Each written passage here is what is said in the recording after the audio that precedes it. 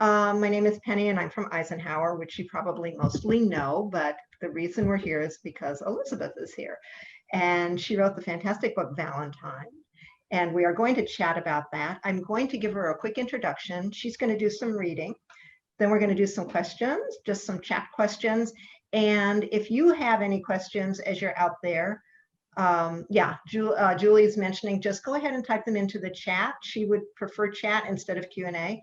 So Julie will be keeping track and we'll open it up for questions at the last 10 or 15 minutes or so. So come up with some good ones that we haven't already asked. And here's my introduction. Before devoting herself to writing, Elizabeth variously tended bar, taught English, drove a cab, edited psychology dissertations, and painted silos and cooling towers at a petrochemical plant, which did really sound pretty interesting, but probably wasn't. For a time, she lived in a one-room cabin in the woods outside of Flagstaff, Arizona, while she worked as a classical music announcer.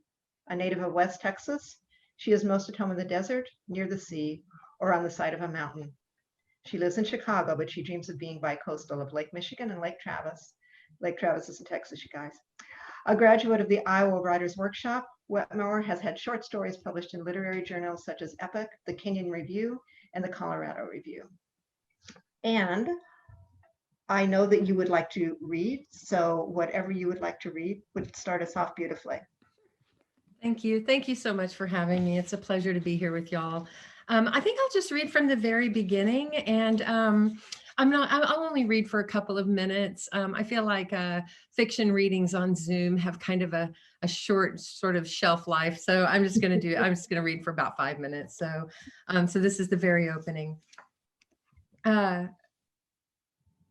Sunday morning begins out here in the oil patch a few minutes before dawn, with a young roughneck stretched out and sleeping hard in his pickup truck. Shoulders pressed against the driver's side door, boots propped up on the dashboard, he wears his cowboy hat pulled down far enough that the girl sitting outside on the dusty ground can see only his pale jaw. Freckled and nearly hairless, it is a face that will never need a daily shave, no matter how old he gets, but she is hoping he dies young.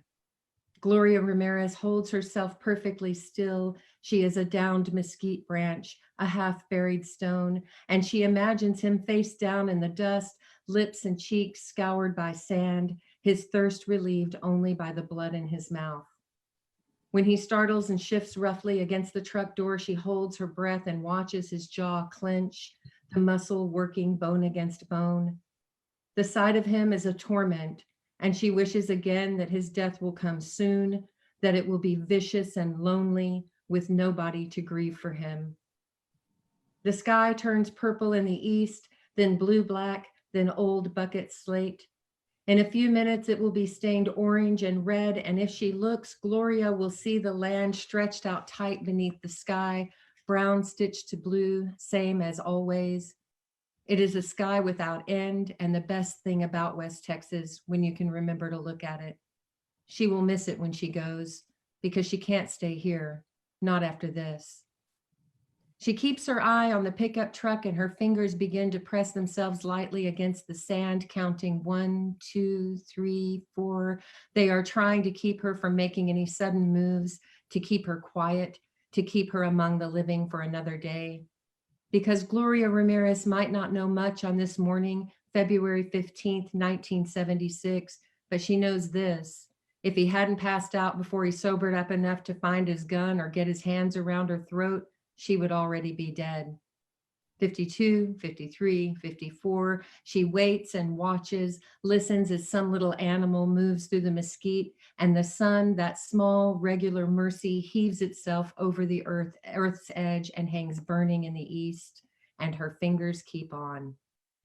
Daylight reveals miles of pump jack and oil field litter, jackrabbits and barbed wire fences, clumps of mesquite trees and buffalo grass. In piles of caliche and stacks of old pipeline, rat snakes and copperheads and rattlers lie entwined, their breath slow and regular, waiting for spring. When morning has come all the way in, she sees a road, and behind that a farmhouse.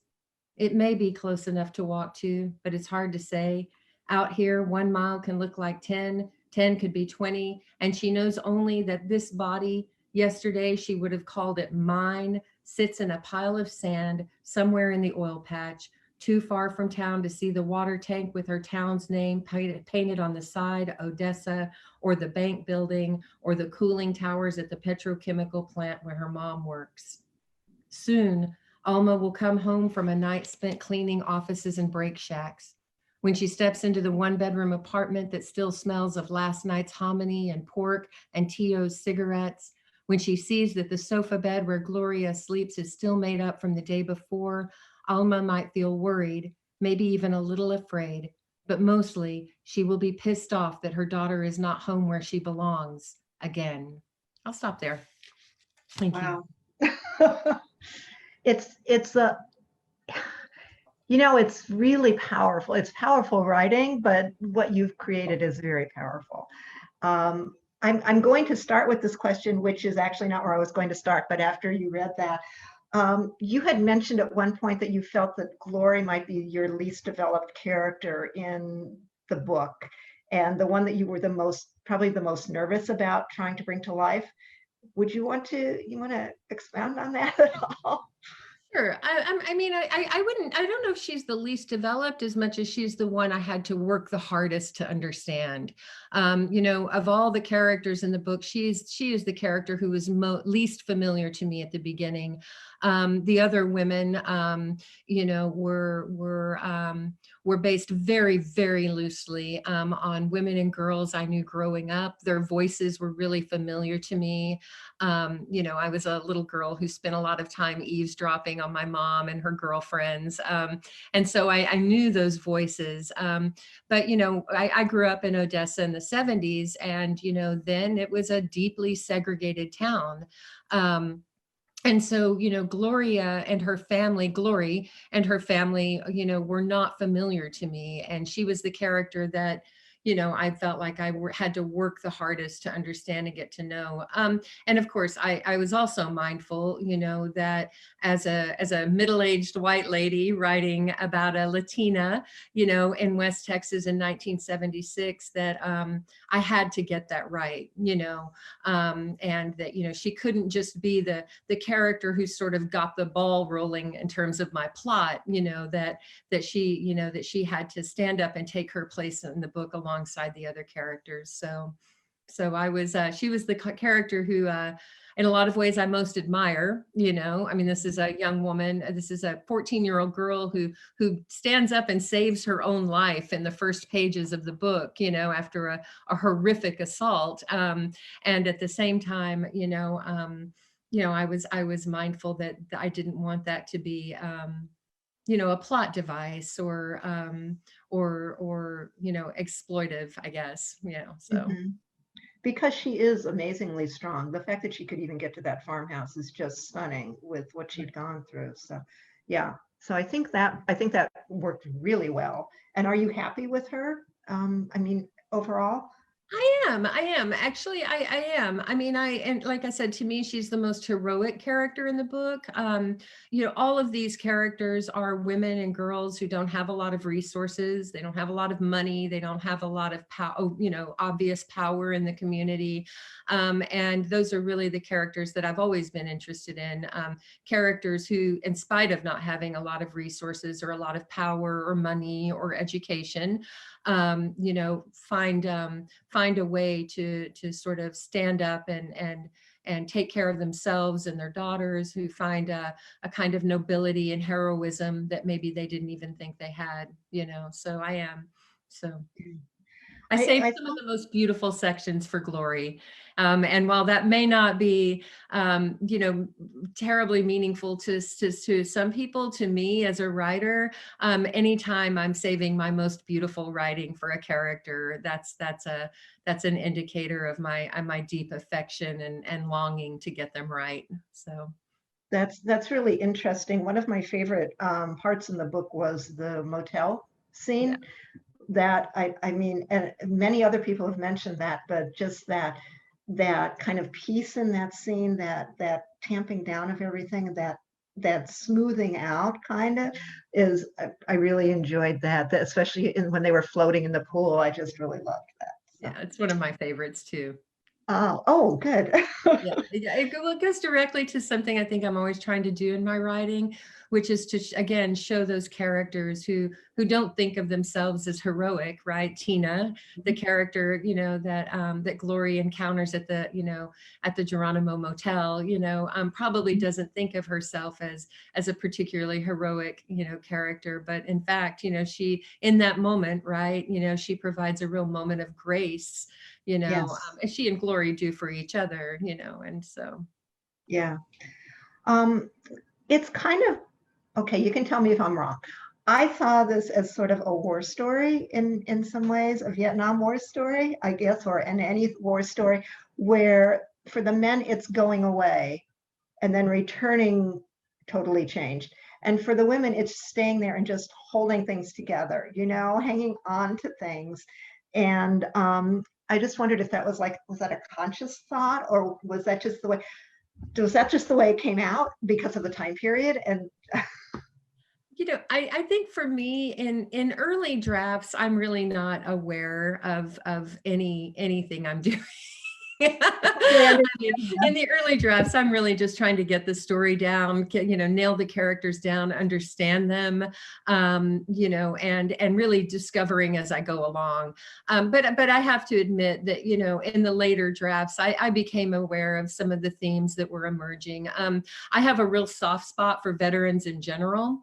And they turn up in my short story. I mean, they turn up so frequently in my work, and I think part of that is personal. My dad went overseas. He served in Vietnam as a medic. And came back in 71, and he was already a father when he left. When he went to Vietnam in 1969, when I was 2 years old. And so, he came back from the war having survived and working as a medic, which was hard and yeah, heartbreaking work. And then almost immediately went to work at the petrochemical plant in my hometown, where he worked for another 35 years in the safety department in a really dangerous environment, where things could blow at any time, or he, got up in the middle of the night and drove out to deal with, traumatic amputations or explosions or chemical spills. And I thought a lot over the years about what it must be like to survive a war, right? And then come home and spend the rest of your working life in really sort of facing down daily dangers, and then for the almost in a different war. right, and then of course the women and girls in the book are engaged in a different kind of war, right, which is a war for their survival, for finding a way to keep their own dreams alive, to seize back power in a time and a place that does not accord a lot of power to women and girls. So Yeah, yeah, definitely. Um, I know you were in Odessa at the beginning of the oil boom. This is one of our questions. um, as well, the landscape was, as I think, is really strong in this book. I really identify with the landscape more than I do with any of the characters. Honestly, I don't know why, but I do. So I think it's a character, and I guess, is West Texas, how much of you is West Texas? well, I was born and raised there. I left when I was 18. And I didn't start writing until probably I think I wrote my first short story in my late 20s. I was a reader, but I didn't really think of myself as a writer for many years. And I thought that I would never write about my hometown for all kinds of reasons. I think a lot of writers have a pretty complicated relationship with their hometown, and mine was very complicated. So I really didn't think that I would ever really write about Odessa and West Texas. And yet I had these voices that kind of stuck with me as I sort of, moved into my adult life, the voices of these women and girls I knew growing up. Um, so when I started to think seriously about writing about that place, I knew that I couldn't write about that place without um, accessing a certain amount of love and affection and tenderness for the people in the place. And at first that was really difficult for me. Again, it's just a really complicated relationship with my hometown. And so the way that I kind of found my way into the book was by falling in love with the land first. I still have family there, and I would go and visit and borrow my sister's pickup truck and pack a lunch and spend, days just driving around out in the oil patch. And of course, once you get out of as you know, Penny, because you've spent some time there, once you get away from the oil derricks and the drill sites, the land is just shockingly beautiful. It's austere, but it's beautiful. The Chihuahuan Desert is gorgeous, and it's one of the few places in the country, I think, where it's easy to be alone. You don't really have to go far to be alone. And so I think over those years, those early years of just sort of trying to fall back in love with the land, I managed to fall back in love with my hometown and the people who live there. And then once I had that sort of spirit of open-heartedness, a kind of true and open heart that's, I think, required to write a novel, or it's required for me to write a novel. Once I had that, then the characters sort of fell into place. But you're right. I mean, the land is as much a character as any of the other characters, and that's very much by design. So. Lovely. I loved that. And I did think of this whole book as, I said this to other people and I went, no, but I did think of it as like a love letter to Texas. Absolutely. It is absolutely. I mean, in fact, that title, that was not my first title or my second title or my third title as I was working on the book. But when I landed on it, I knew immediately that it was the right title, and very much, the book is a love letter to that place and to those people. A harsh love letter in some ways. I mean, yes. It pulls no punches, I think. And it's certainly not an uncomplicated love letter, but it's a love letter nonetheless. So, can you share what your other titles would have been? Do you remember? Oh God, I'd rather not, because they were so. Okay. The only one that I'm willing to share is for some time I was using the title "The Earth is Flat," and that's not as good. Yeah, it doesn't work. And also flat earthers, I worked on this book for about 14 years.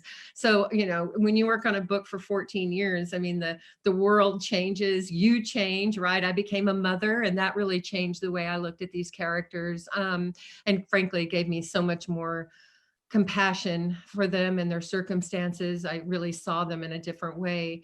But the flat earthers also sort of had a surge in popularity, and I was just like this, so that was one of the things. But there were others, and some of them weren't bad, but they never felt like, just, this is it. And right. And when I landed on Valentine pretty late in the process, I knew immediately that it was the title. So. You were, because you did work on it for such a long time. Was that, were you working on anything else, I guess, at the time? Because I know you do a lot of short stories. I don't know if you yourself write poetry, but I know your husband does. He does. And 14 years is a long time to work on one project. Not that it didn't pay off, because it did, but what else were you doing? Well, I did write short stories, and that's really the form I feel most comfortable with. And I think you see that. I mean, initially I had thought that Valentine might be a collection of linked short stories. And I think you see that residue there at Carla's chapter toward the very end, for example, very much feels as if it could stand alone, as a piece. Yes. And there are a lot of those chapters in here. But yeah, I worked on short stories. But I also, I worked. Oh, I know. I worked for a living, and I raised my son, and for me, until the last few months, writing has mostly been something that I've sort of squeezed in around the edges of my life. Now, that I should say that, that Valentine exists because of the sacrifices of people who loved me. I worked on the book for 14 years on and off, and there were, there were long breaks from the book where, I was doing other things, or frankly, I just kind of lost my nerve. It was so important to me to get these characters' lives right. But ultimately, I mean, I'm not sure I would even have finished the book. I'm not sure the book would have ever been finished if not for my husband taking on a second job. For about the last 5 years, I worked on Valentine so that I could do as little work for money as possible and really turn my attention to finishing the book. So, so I do help get that. and a lot of I do. sacrifice. Yeah, I do write. I have a couple of YA novels out, so I can compare what you're saying with Yeah. what I'm trying to do, in some ways, and that's true. Yeah, your bio, at least, I don't know. Tell me if this is true. Says that you're working on short stories more right now, Mhm. and I read that you had the one on your website. It was Women and Horses. Right. Which to me was the beginning of Deborah Ann's story. Am I right Yeah, about it that? Yeah, was. okay. Yeah, Yeah. okay. And so is are they mostly going to be set in West Texas? Are you branching out? Are you putting them in Chicago? Are you moving them to Canada? I don't know. It's a funny thing. I never thought I would write about my hometown. And now that I've done it, I can hardly imagine setting anything anywhere else. So I have been working on stories set in West Texas and also eyeballing, maybe there are a couple of characters in Valentine that I don't feel like I'm quite done with. And Mhm. so I'm kind of starting to think about the next book that may involve some of these characters from Valentine a few years down the road. Um, so yeah, so that's basically what I'm working on. But I think in that way that the things that are so complicated and fraught for us often make the best fiction. I have lived in Chicago for 18 years and I have never set a single story in Chicago. And the only thing I can figure out, the only reasoning I can figure out behind that is that it's just not, I love Chicago. It's a great city. It's not terribly complicated or fraught for me. I love living here. I love my neighborhood. I love my friends. I get sick of the traffic and the noise because at the end of the day, I really am a sort of West Texas gal, and I love the quiet and the stars and the dark, and the solitude. But it's just not, I think, emotionally or psychologically complicated enough for me to really want to write about it. And also there are just so many people who are doing it so well. So yeah. True, true. Well, you don't get the stars here, that's for sure, especially with the new street lights. Have you noticed the new street lights? They're terrible. Yeah. They're Yeah. horrible. Because you had mentioned, and so much of your book is so poetic, and because, like I said, I know your husband writes poetry, and you said you often start your day by reading poetry, Mhm. and which is a beautiful thing to do. Do you have any poets you would like to recommend, or any favorite books of poems that you? Oh gosh, well, I really attach to, and I'm a poet could recommend so much better work than me. But I've actually, I've always really loved, Elizabeth Bishop, I like her too. Ecclesiastes. Lately, I've been reading quite a bit of work by Jamal May, Mhm. who is writing now. Oh my goodness, I'm just kind of glancing around at my Yeah, this is a yeah, no, it's if you hadn't asked, I would be able to think of a ton of them. I read I'm my sorry. my husband's poetry, George Sanchez. Let's see. Yeah, that's really all I can think of. I'm sort of glancing around. Yeah, I guess that's what I've been reading lately. So Yeah, yeah, that's great. That I just thought it might be interesting for people. That's all. yeah. Um, Instant New York Times bestseller, right? Isn't that what they called it? Yeah, that was a happy surprise. How does that, did that, is that bothering you, I guess, with what you're working on now? Is that, is that specter hanging over your head and breathing down your neck? And how do you feel about that? No, insofar as there are specters hanging over my head, I do a pretty good job of that all by myself. No, not really. I mean, I'm thrilled, and I mean, obviously, the more people who read the book, the better. Among other reasons, among other things, I think I hope to accomplish with the book was to shine a light on a part of the world that a lot of people may not be terribly familiar with.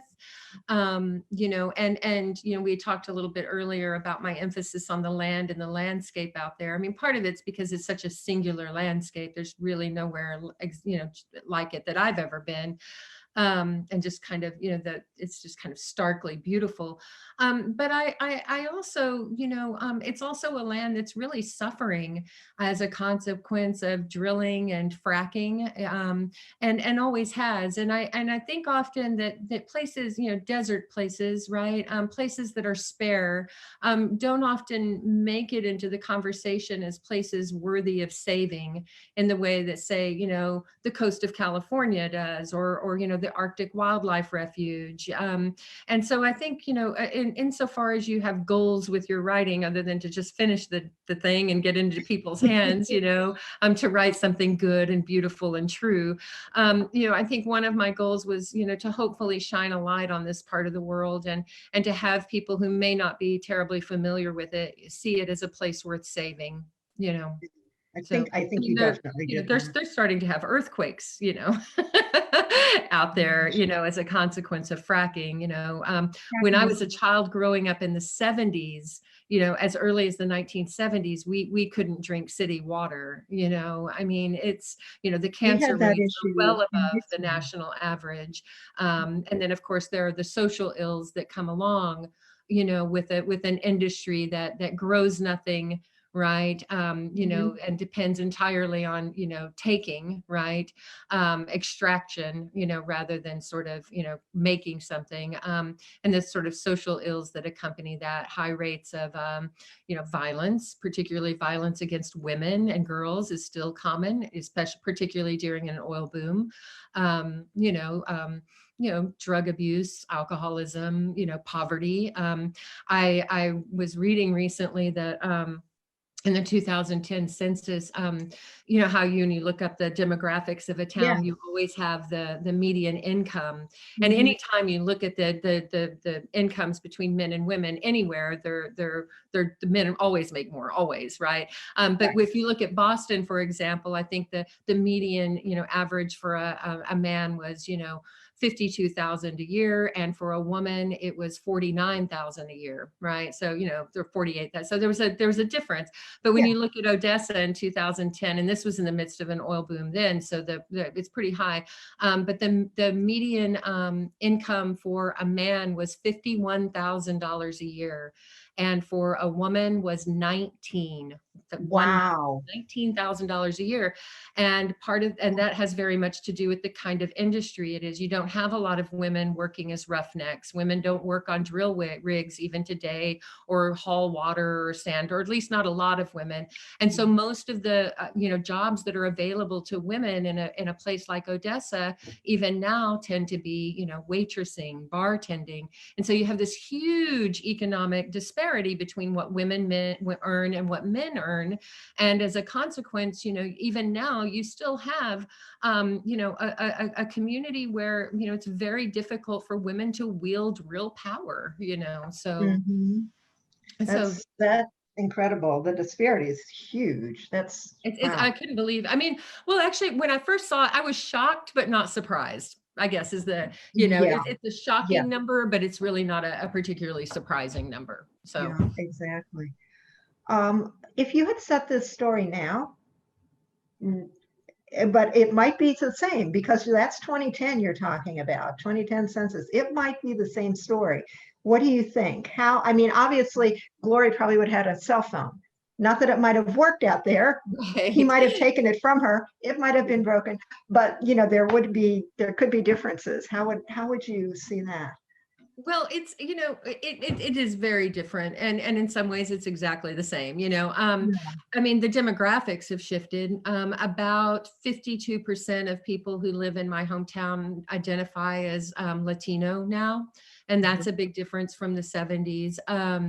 You know, but if you look at the last time I checked, of course, this can change at any moment. The last time I checked, there wasn't a single person on the city council with a Latino surname, so that white supremacy is still very very entrenched, so it would have changed. It would have definitely been a different book. And in some ways, I think it would have been very much the same book. I mean, the extraction of oil and gas is a profoundly male-centered economy. I mean, they're just, so I think some things would have been the same. And in fact, if you look at the the newspaper out of my hometown even today. I mean, it's shocking how violent, how much violence there is in the community, so. I looked at statistics the other day on Big Spring, and it said one of the most dangerous cities to live in, your chances of being hurt in some way were like 23-1 or something like that. Right. Yeah.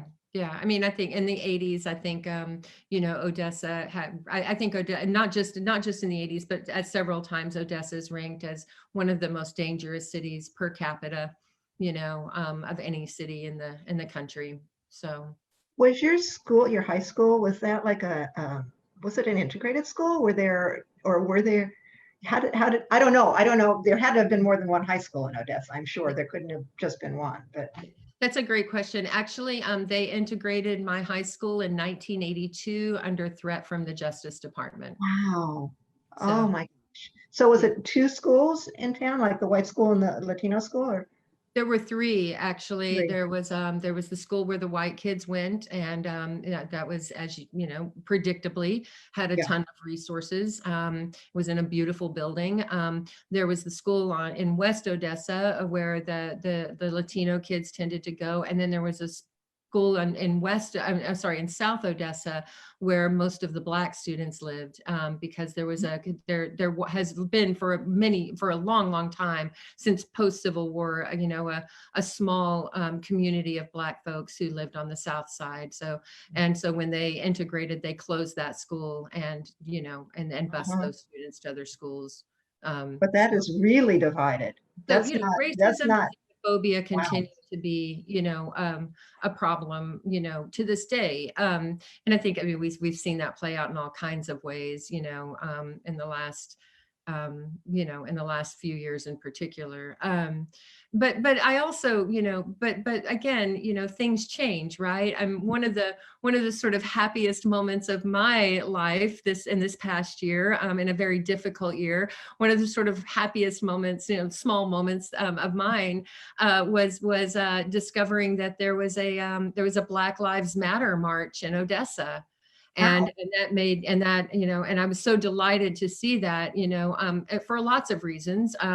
But there are good people working hard to make change in that part of the world. In all my research for Valentine, I never came across a single news story of any anti-war protest or any women's marches, or it's a deeply conservative part of the world. And so I was so thrilled to go on Facebook and see that there was a Black Lives Matter march. So I want to that people are working hard, harder than I'm working with my book, I don't know about that, but. every day, right, to try to make lives better, so. This is just because Midland's like your twin city. Yeah, Midland, Odessa. Is Midland pretty much the same? I don't know much about Midland. Yeah, I'm just curious. It's 20 miles away, and in the way that you have these sort of the local customs and the local lore, when I was growing up there was very much a sense that the people who owned the oil wells lived in Midland, and the people who worked the oil wells lived in Odessa. So Odessa was really the kind of working class town, and Midland was considered to be, more wealthy, sort of more refined, I guess, Okay. Because it was always referred to as Midland, Odessa. It was, right. It wasn't one or the other. It was Midland, Odessa. So. Right. One more question, then I'm going to open it up for the audience. But would you want to talk about Iowa? I know that you went to Iowa Writers Workshop, and you hear so many fabulous stories about Iowa. I'm just wondering how it was. Was it fun? And were you working on Valentine at that time, or were you working on short stories, or what were you up to? I was working on short stories. Yes, I mean, it was a marvelous experience. Some of my dearest friends, including two of my son's godmothers were women I met there. I was very much a fish out of water in a lot of ways, in part because, I mean, the first time I ever stepped foot in the Midwest was the day I drove into Iowa City with my moving van and my cats. So it was a big change. I'd been living in Phoenix. I didn't even have a winter coat. I had to go to Farm and Fleet like immediately and get a coat.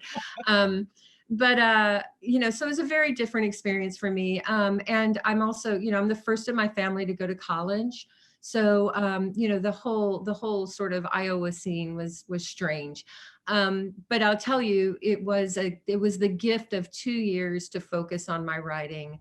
When I got the call that I had been admitted to Iowa, I was literally heading out the door to go to my waitressing shift, Mhm.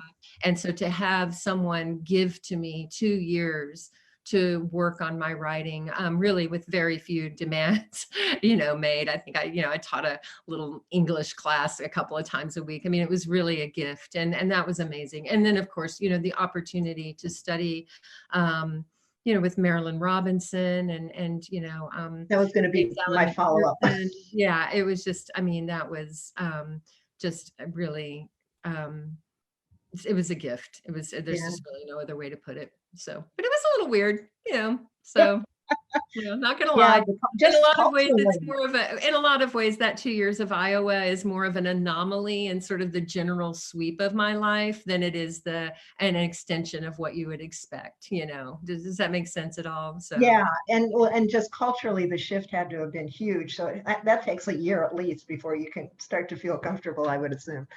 Yeah, I mean, once I got used to I loved Iowa, to be honest with you. If I'd been Yeah, able to land a job there after grad school, I might still be there now. I mean, Iowa City is great, and Iowa's a beautiful state, it is. So, I liked it a lot, but yeah, it was definitely an adjustment. So learning to walk on the ice, So Yeah, I get that. you can't wear your cowboy boots on the ice. No, So not very well. Well, you yeah, can, but it's going to be really dangerous. yeah. There's questions. We have 7, I Okay. think, or something's in the chat going on. So I think if we could open that up, and Julie could read those because she's Yes. been keeping track. There was one compliment after your reading, fabulous opening. So I wanted to convey that. The first question is, did you feel bad sending Glory off to Mexico in the end? Gosh, no, not at all. Oh my God, no, absolutely not. No, I mean, no, I don't even know why I would feel bad sending her off to Mexico, honestly. I wrote that, I worked on that ending for a long time, and it ended in a lot of different ways, as books do, before I finally settled on, what seemed to me to be the correct and true ending for her story. I knew that I wanted to get her back to her mama. She was a character who, in a lot of ways, the worst possible things happened to her early in the book, and frankly, I felt like, she had suffered quite enough. And so to me, her uncle taking her back to Mexico to be with her mom was maybe the happiest ending in the whole book. Of all the characters in that book, Glory is the one I'm actually least worried about as that book ends. She's in good hands. There's a sense that she's healing, that she's, and of course, I mean, within the constraints of, her resources and where she is, right? This is not a young woman who's going to get a lot of counseling.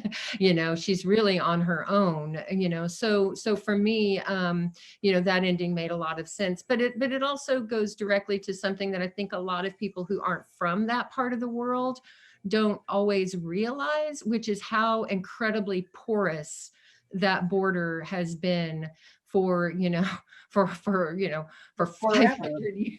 Yeah. I mean, people drive back and forth across that border all the time. It's part of what makes some of the rhetoric in the past few years so dangerous and so misguided, I think, in a lot of ways, is that it doesn't acknowledge how porous that border has always been, and how, cattle ranchers have lived there for hundreds of years with their cattle sort of wandering back back and forth across shallow spots in the Rio Grande, and so no, I didn't see that it didn't make me sad at all. I was again, for me, she's the character who gets the best ending. So And her uncle was really great. yeah, he's a great guy, He's like, another veteran. yeah, he's one of the best guys in that Yeah. book. Well, and there's a moment where he says in that chapter when they're leaving, that West Texas has become rotten to him, that there's a kind of poison in that culture that he doesn't want to abide by anymore. And this is a man who, served his country, served overseas and then returned to West Texas, and stepped off the Greyhound, to literally be, confronted with a racist, term immediately, and so this kind of sense that West Texas is not, going to sort of be a place of healing for him and his niece made a lot of sense to me, so. I agree. But that's a good question. I've never had that question before. So thank you for asking. The next question, well, there's two questions that are kind of related. Do some of these characters' descriptions actually describe some real people? Someone also asked, did you base Deborah Ann on yourself? So that's such a good question. I'll take the second one first. Yes. I was, so in 1976, when the book is set, I was exactly the same age as Deborah Ann Pierce. And so in a lot of ways, she was, for me, the easiest character to write because I was really able to mine my memories of being a little girl, in that time, in that place, and sort of the freedom of movement. And of course, something I didn't count on was the joy of writing a book set before internet or cell phones. And from a narrative standpoint, it's brilliant because it's so easy to make people disappear, or just have them be out of touch, so she was, so, and her love of books, her fondness for the bookmobile, all of those were sort of things that I were things that I culled from my own childhood memories. She's braver than I am, and a little smarter than I was, and a little kinder, and her family situation was completely different from mine. But I did, at least begin with my own memories for her. She was, in a lot of ways, she was the easiest character to write because she was the one that was most like me as a little girl. And she was a lot of fun too, in a book that is in a lot of ways, a very dark book. Deborah Ann's sort of open-heartedness and her sort of spirit of compassion were I thought a real relief. Those sections were a real relief. And then the other characters, yes, when I began the book, almost all of these characters were very loosely based on women and girls I had known growing up. But of course, as you take a book through draft after draft after draft, 14 years of drafting, with every time you sit down to work, they become a little more fictional, and they take on a life of their own. And of course, you're also in service to the story. So while they were initially based on people that I knew growing up, for example, my dad recognized Corrine Shepherd, as a neighbor that we had, and for her, again, her story is completely different than our neighbor, but he recognized her. And of course, and then I guess I should also say that probably the thing I most stole from my life and altered the least was Larkspur Lane, which was very much modeled on the street where I grew up. So, yeah. Okay. The next question was, Ginny says her grandmother didn't know how to tell a story with a happy ending. Do you think Valentine has a happy ending? Which kind of goes back to your question of sending her to Mexico, but. Yeah. Well, the thing about Valentine is it actually, in a lot of ways, I feel like it has three endings. The last three chapters are all kind of different endings, right? There's Glory's story, which is the very last chapter. And then there's the second to last chapter with Mary Rose Whitehead and Corrine Shepherd. And in a lot of ways, honestly, the character I most worry about as the book ends is Mary Rose Whitehead, And I guess I don't know how much I want to give away, because, it's, I don't know if everyone's read it, but in a lot of ways, her story maybe is not the happiest ending in the book. And then there's Carla's story, which is the third to last story, which kind of, is an ending for a kind of a young woman of a slightly different generation, who's made slightly different choices. To me, that felt real and true to have sort of separate endings, in part because after the first couple of chapters, Glory's path does not cross with the other white women and girls in the book really at all. After that second chapter, you never see Glory and Mary Rose Whitehead in a scene together. And that felt real and true to me, to the time and place, in the sort of deep segregation, that these women and girls would have been living with. So, yeah. The next question was, why did you decide to give us little views of the future for some of the characters? I don't know. It's a great question. Yeah, Good I answer. don't know. I mean, yeah, I just don't know. Yeah. I think maybe because I don't know. I think sometimes these questions, I think presume a writer having a bit more control over her work than I do.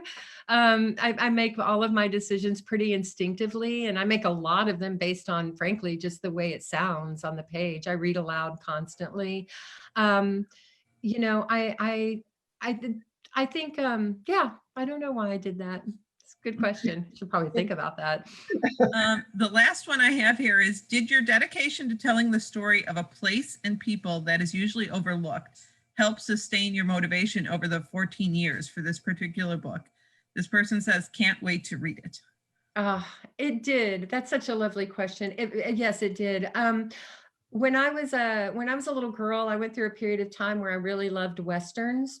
And as an adult woman, I also still love Westerns. And I remember very clearly sort of coming to the realization that most of the stories I was reading concerned the lives of men and boys. Most of the stories set in West Texas and set in the oil patch, just didn't have, really complicated women and female characters, or not all, but and they certainly didn't have stories where women and girls were the focal point. So it did sustain me. And again, I also have watched that place become sort of more and more sort of compromised from an environmental standpoint, as I've gotten older, and that also sustained me. So. Those are all the questions we've had from the attendees. All right.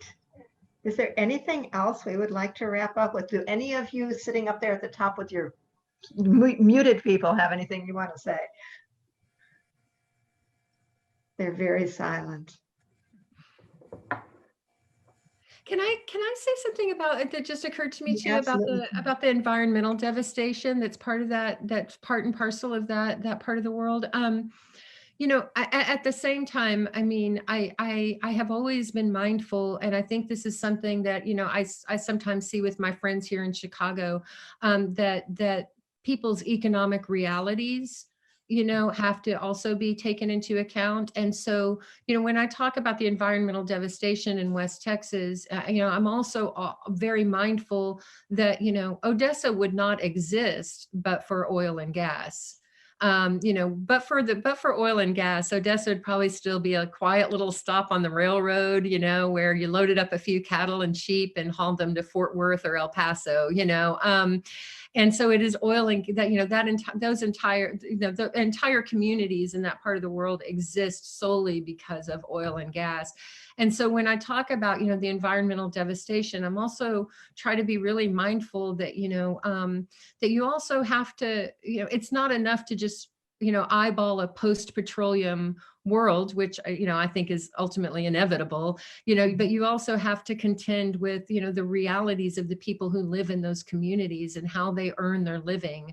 My mom and dad, moved into the middle class as a direct consequence of the oil boom of the 1970s, and so, I think a lot about when we talk about, getting rid of coal, for example, what alternatives do you provide for the men and women who live and make their money in those towns. And, when we're hanging out in places like Chicago, and we're shocked, to learn that there are huge swaths of this country, filled with angry, bitter, violent people.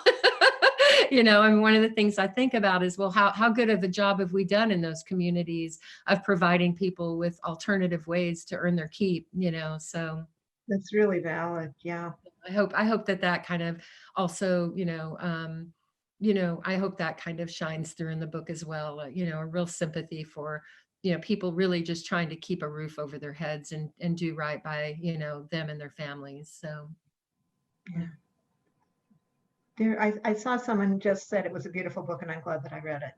Oh, thank you. It's meant the world to me that so many people have reached out to me to tell me how much they've enjoyed it, and I'm really just so delighted to see that, it's been that these characters' lives have been meaningful to people in the same way that they've been meaningful to me.